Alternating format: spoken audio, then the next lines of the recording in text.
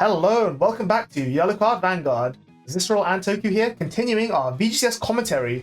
We're well underway and we're into round 5, and we have another premium game for you. Now, this is going to be an interesting matchup. On the left is Eradicators, which we saw earlier on, but this one time piloted by a different player. And on the right, we have Shiroyuki. Now, Shiroyuki is a combo deck that's been definitely making the rounds a lot more recently in the last few weeks. And hopefully for some of you, this will be your first time seeing it, so buckle in, you're going to see some wild plays. I'm very excited to see Shiroyuki come up. Ever since its induction in the premium format, Murakumo has always been that deck. It's always been defined by Nue Dial, and I'm happy to see another kind of deck rise up to take the throne that Nue Dial left behind. Yeah, for sure. And it's actually going to be a really more interesting matchup because as we discussed with Eradicator versus Granblue, Eradicators is a deck that's really good at setting up defensive plays, and it just so happens that all of the Murakumo cards are worded in such a way that even if your Eradicate player does these defensive plays against you, you can still resolve your effects, you can still go off. So this is going to be one of those times when having things like Impede, Unruly, Kernshak isn't actually going to help. It's going to be interesting to see how this plays out. Those games where damage denial is going to mean even more. Like, neither of these decks aggressively use a lot of counterblast, but the whole point about Murakumo is not hitting, and so it's just going to be like, saying like, here's a bunch of when I don't hit effects, you're going to be encouraged to take this damage, and then I'm just going to like combo you off. And I think that's like the funny paradigm that Murakumo can sometimes put you in, because Murakumo, I mean, in premium format by itself, damage deny is like very emphasized. There's a lot that you can do with one counterblast, and one counterblast can take you for 100 miles worth of value. So you don't want to give your opponent that, which is why Murakumo opted into things like Huam before, forcing your opponent to attack into you to be able to have the counterblast for all of your big plays. But now, without Huam being favored so much, counter damage denial is once again on the main menu. And like you said, these aren't decks that take a counterblast and go for miles and miles, but these are decks that can, but Murakumo specifically is a deck that can take 5 counterblasts and go very far with it. Yep, so we see Eradicator going first, riding the Nusku, and adding the Demolition Dragon. That's not as huge a card in this matchup as it would be in other matchups. Like, it's still a very good card for the on-hit draw effect, but again, Murakumo is one of those decks that you can bind all these pieces and it's still going to combo off with you. So we do see the Heal Guardian being picked up. Yep. In exchange for the Quick Shield. That's a very nice pickup there. A second attacker coming down. Is it going to find a Shiroyuki? It whiffs. So not having at least one Shiroyuki in circulation is going to be quite painful because it means that the Rainy Madame is not going to provide as much value as it would on turn 1.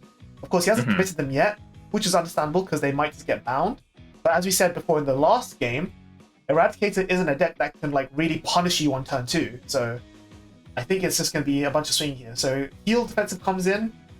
It's a wasted heal, which is exactly what you want as the Murakumo player. You don't want your opponent to be like going from 0 to 1 or 1 to 0 as it were, because then you lose the ability to just win the game on the spot. Spark Rain though, as we discussed, is the ideal write-up because it hits through, it finds cards. The question is, how hard is he going to aggro into Murakumo? Like, is he aware that Murakumo can't actually do that much on turn 1? It needs 2 soul for the Shiroyuki play, and it needs to have rear guards to be able to recycle the Shiroyukis. So this turn 1 is when the deck is at its most vulnerable. So we'll see if the Eradicator player can capitalize on that. I think it's also funny to mention that the Shiroyuki player actually opted to push one of the Atakas in front, knowing that the Eradicator player actually found a Demolition Dragon the turn prior, and Demolition Dragon, unknown knowledge for some people, does not have to hit a Vanguard on its boost to be able to get the draw and skill. So this leaves up a very nice venue to damage denial, but also just a way to farm some free cards. Yeah, he still wants the plus. So there's the Eradicate, there's the Demolition Dragon as you mentioned. Mighty Bolt will find the Vowing. And I think this is one matchup where you will want to play the grade 2 game, because even though, no matter how good your defensive options are, as we said, defensive options don't do much against Murakumo's Shadow Stitch effect. and giving your opponent the ability to first strike Shibaraku Victor and just start going to town, that's not something that I would be comfortable doing. Mm-hmm. And yeah, like if you were to like compare this to like any other like first strike setup turns, like you're okay with your opponent's setup because that means on your first strike turn you're going to be able to have like a big stun burst. Whereas something like Shibaraku Victor, which not only sets up aggression but sets up future aggression as well. There's just a lot coming there. Now it's a bit curious that we actually decided to go attack rear attack van. We will still manage to get the draw off of the Demolition Dragon since it looks like our Shiryuki player is no guarding here. But I was wondering if we are going to see some damage denial. Yeah, I think it's maybe a case just of matchup knowledge. Like maybe the Eradicator doesn't know what Murukuma wants to spend Counter Blast on. Like, now that they know that Nue Daio is banned, maybe they're not as afraid anymore. And to be fair, Murukuma doesn't really do that much with Counter Blast either. Like, it has Rainy Madame, and that's kind of it, really. He's gonna guard anyway using the Heal Guardian. He's gonna ride to Grade 2, the Lady Silhouette. Kong Jakotsu. Second Jakotsu. The only awkward thing here is that in this Axel matchup, Jakotsus don't hit. But then again, that's free damage. Defensive is huge because now the Jakotsu won't hit, which is exactly what he wants. Swinging into rear, and now Jakotsu misses, effect. So he's going to find the Shiryuki off of this. We're hoping to see a pair of Shiryukis here, one to add to hand, one to drop into the drop zone there. Yeah, and dropping one here is totally safe because the Eradicator player is not going to stride into Stunverse, so he's not going to be able to bind one from drop zone straight away. So we're seeing 2 copies of the 6 Flowers Shiryuki, the new one from Clan Collection. One to drop, one to hand. That's the only other thing that this deck uses Counter Blast on, which is using Shiryuki to just neg your opponent super hard. But again, like if he gets the first stride off of that Shibaraku Victor, we could just see it straight away. Okay, it looks like we're opting to Grade 2 game here. Which I like a lot. So you have I like the idea, yeah. So you have now the pressure of Demolition Dragon, which if it hits is going to bind that Shiryuki, which is encouraging the Murukuma player to just say, I need to guard this because I cannot lose that Shiryuki. Which is very cool as well, because once that hits and then the Demolition Dragon does bind the Shiryuki, that will then turn on a Mighty Bolt Dragoon to be able to hit into any of these rear guards as well. Yeah, he's really pressuring the Murukuma player here. Yeah. So looking 17 at 9 here. There's a good chance that he might even just be attacking the Jakotsu Girl because Jakotsu Girl is just so much free cards and value. Yeah, that is one of like the engines in this deck as well. So you may as well get rid of the engine. And as keep you said, the opponent at low damage. Exactly. And as you said, Demolition Dragon still works when it hits a rear. So he's actually going to PG out. We don't know what attack he was aiming at, but he's going to PG anyway. Yeah. And yeah, the Mighty Bolt then doesn't hit, so he's going to pass turn. And we see the Shiryuki ride. There we go. Soul Blast 2. Neg 10k to the board and just start applying some pressure. We see a second copy of the original Shiryuki in his hand there. So he isn't dead in the water. He's got things he can do here. So it's actually opting to not neg any power. And like we said, because of the way that this deck wants to play, we want to sometimes miss our attacks. So I wonder if our Shiryuki player is hoping that our Eradicator player has a Heal Guardian to defensively buff, and that way all of our Jakotsus go off, all of our Rainy Madames go off, or maybe they're hoping that our Eradicator player gets a defensive trigger, in which case we're able to swing, miss, and have all these effects go off, set up for our very, very big Shibaraku Victor turns. Yep, so he's going to guard the Rainy Madame to say, okay, get your plus. I'm done playing these games. Jakotsu Girl, is he going to hit? It is going to hit. Okay, so Eradicator's taking a lot of damage here, and the problem here is that the more damage you're on against Murakumo, the scarier that combo turn is going to be. The defensive he said coming in is huge, which means that second Jakotsu Girl is going to go off, which is exactly what he wants. But it looks like we pointed to the Mighty Bolt here, which is very interesting, because that means now that we can just take this. Oh, and that heal trigger is a very good timed heal trigger. But then we look over on the side of the Murakumo player, and we are sitting at 0 damage. Yeah, and as we mentioned, Eradicator doesn't scale with counterblast. Like, you have Koa, and that's about it. Like, you're not doing anything. Like, those counterblasts aren't turning into power. They're not turning into cards. They're not turning into extra attacks. Like, all you're doing here is just stun-versing and maybe getting 1 or 2 extra attacks in. But it's nothing hugely disrupting. Like, we've already seen Murakumo add back all of their 6-flower Shiryukis, and they have the base Shiryuki in hand, so they're ready to go. Like, there's nothing. I honestly think there's nothing the Eradicator play can do here that's going to be threatening. It looks like we're going to call down another Mighty Bolt, hoping to find... Okay, it looks like just another Vowing Sword. I think the out here for the Eradicator player is to get a really good set of drive checks, obviously. Like, double heal would mean the world to them right now. But also, they want to find, like, the Descendant. Because going into the Descendant, striding over to get, like... not only Vowing Sword's break ride effect, but also to have like that really strong double Vanguard swing stun burst turn as well, just to dig more cards, do more drive checks, force your opponent into the stickier situations. That has to be their win con at the moment. Yeah. So right now, Murakumo is deciding what card from hand they want to bind.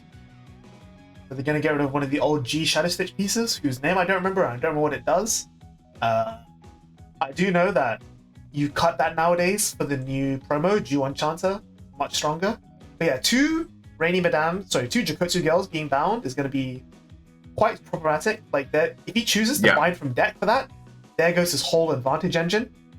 And the Shiryuki as well being bound, I think he's definitely not going to bind a Shiryuki from deck for those, without question. Yeah. Is he going to bind for the Jokotsu girls? That's the question we need to know. How much power does he want to give to the board?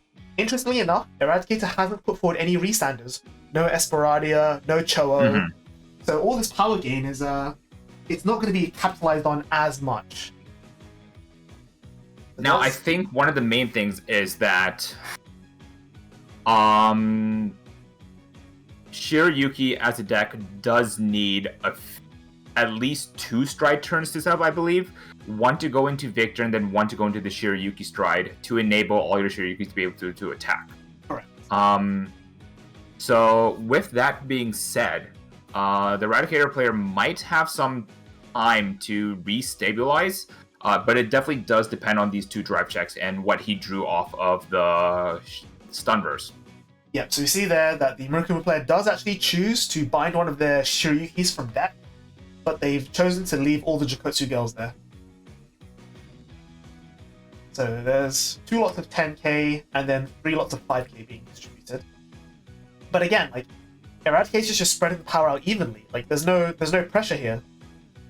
And again, as you've discussed, you've mentioned too, the Shiryuki plays on 0 damage. He can just afford to take all of this, even with the crit coming in.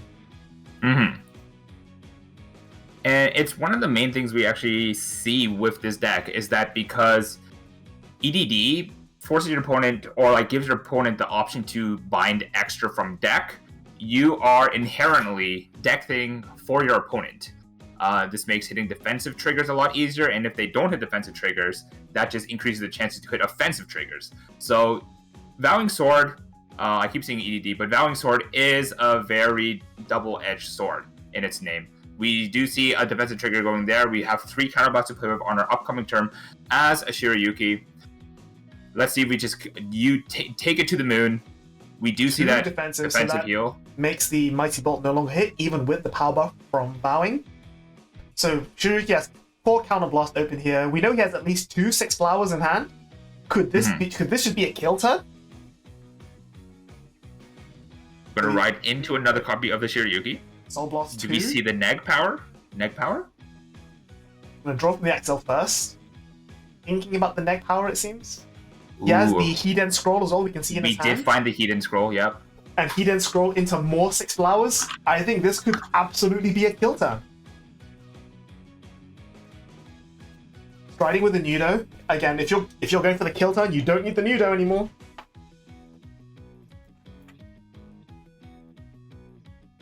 He's chosen not to neg power there. So he hasn't Soul Blast, he's going straight to the stride. Yeah. So what could he be saving his soul for? So actually we'll go into the Shibaraku Victor here. So what's his board setup going to be? Victor's going to clone at least one of the 6 flowers, for sure. Mm-hmm. Then what's the second target? There's no 6 flowers in bind. He's lost 2 Shiryukis to bind. No more Jokotsu girls. There's the first. Just 1 6 flowers. There's the Two. second. There's the third. There's the third. Okay. You And then scroll for the fourth? Or just Victor for the fourth? we could just Victor for the fourth. Oh, calling out a new Dio as well. Nudo's pretty good. Rainy Madame's pretty good. Okay. Still blasting a Shiryuki. So he can salvage it with the Rainy Madame. He's gonna search, Yeah. I'm guessing the 6 flowers and maybe the Rainy Madame? Off the top 7, what do we find? Find the 6 flowers! There's the 6 flowers. And Okay, there's a so Rainy Madame. and a Madame. All right, gets the full value off of the Oh, Shibaraku Victor. man. Very nice.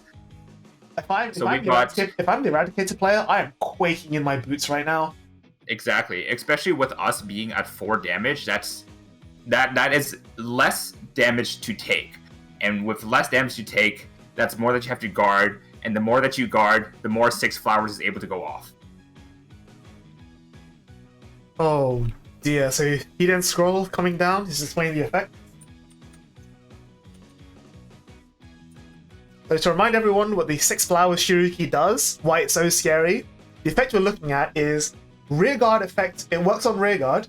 Once per turn, when any attack during your turn doesn't hit, if your Vanguard is Shiryuki, you can counter blast 1 and give one of your opponent's front row units minus 10k.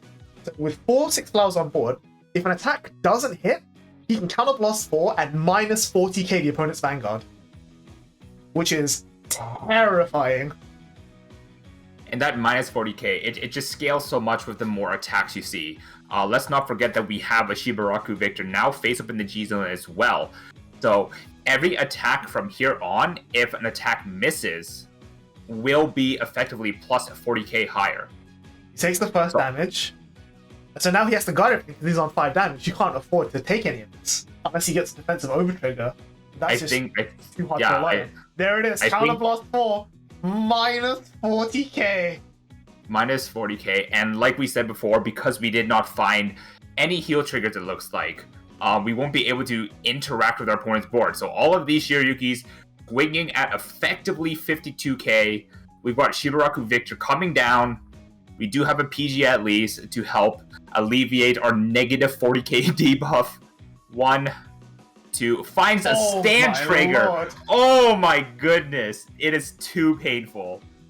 Heal doesn't go up, unfortunately, but he still has a rested Axel Circle that he can then call the other Shibaraku Victor to for Soul Blast 1. Yep. Which I think he's not going to do just yet. He's saving. So good. Then comes the other rear guard, and he's going to have to take it because he can't guard him all. There you go. That's a good game.